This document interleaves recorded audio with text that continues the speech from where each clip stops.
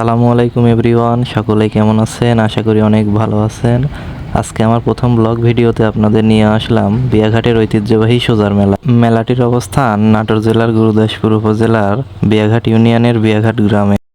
ও হ্যাঁ, আরেকটা কথা বলতে ভুলেই গিয়েছি, এটা যে শুধু মেলা তাই নয়, এর সাথে সাংস্কৃতিক অনুষ্ঠানও রয়েছে রাতে। তবে চলুন ঘুরে দেখা যাক। প্রথমেই আমরা মেলার মধ্যে গিয়ে দোকানপাটের ওইদিকে একটু ঘোরাঘুরি করছিলাম। কিছুক্ষণ ঘোরাঘুরি করতে এক আর্টিস্ট চাচাকে চোখে পড়লো, তাই আমরা তার সামনে গিয়ে দাঁড়ালাম। তার নিপুণ হাতের ছোঁয়ায় প্রতিটি ফ্রেম হয়ে উঠছে সুন্দর ও উজ্জ্বল। এই মানুষটি তার মনের মাধুর্য মিশিয়ে কারুকার্যটি করতেছিল, সেটা দেখে আমি মুগ্ধ হয়ে কিছুক্ষণ দাঁড়িয়েছিলাম তার দোকানের সামনে। এরপরে আরও অনেকক্ষণ ধরে মেলার মধ্যে ঘোরাঘুরি করলাম। ঘোরাঘুরির এক পর্যায়ে একটি ঝালমুড়ির দোকানের সামনে গিয়ে দাঁড়ালাম। সবাই মিলে কিছু ঝালমুড়ি নিলাম। তবে ঝালমুড়িওয়ালার মাখানোটা ছিল অসাধারণ। ঝালমুড়ি খাওয়া শেষ করে আমরা সকলেই চলে গেলাম একটা জিলাপির দোকানের সামনে। সেখানে গিয়ে সবাই মিলে কিছু জিলাপি নিলাম।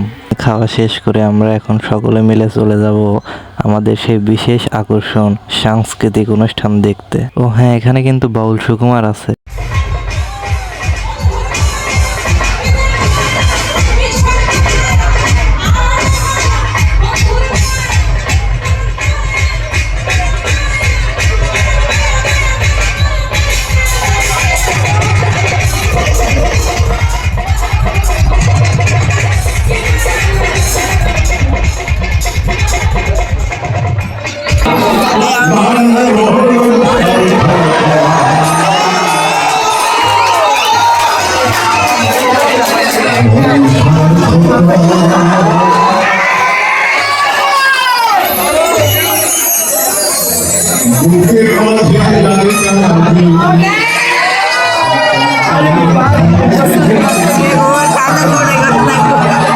বাউল সুকুমারের গানগুলো সুন্দর ছিল, তবে আমরা দূরে থাকার কারণে ভিডিও কোয়ালিটি এমন হয়েছে।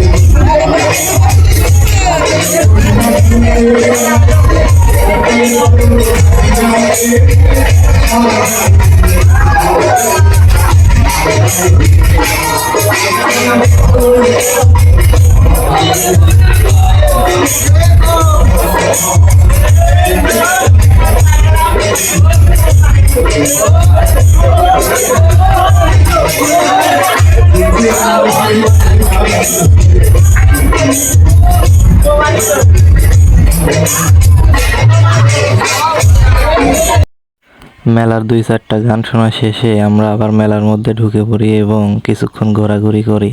ঘোরাঘুরির পরে আমাদের সকলেরই খিদে লেগে যায়। তারপরে এদিকে এসে একটা খাওয়ার হোটেল খুঁজে পাই।